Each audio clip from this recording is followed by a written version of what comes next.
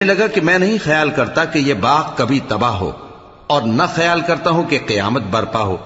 اور اگر میں اپنے پروردگار کی طرف لوٹایا بھی جاؤں تو وہاں ضرور اس سے اچھی جگہ پاؤں گا۔ تو اس کا دوست جو اس سے گفتگو کر رہا تھا کہنے لگا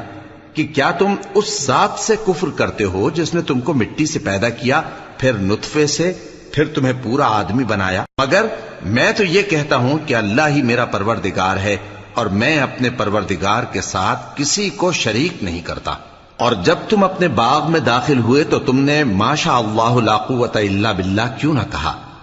اگر تم مجھے مال و اولاد میں اپنے سے کمتر دیکھتے ہو تو عجب نہیں کہ میرا پروردگار مجھے تمہارے باغ سے بہتر عطا فرمائے، اور تمہارے اس باغ پر آسمان سے آفت بھیج دے تو وہ صاف میدان ہو جائے، یا اس باغ کی نہر کا پانی گہرائی میں اتر جائے تو پھر تم اسے تلاش نہ کر سکو، اور اس کے میووں کو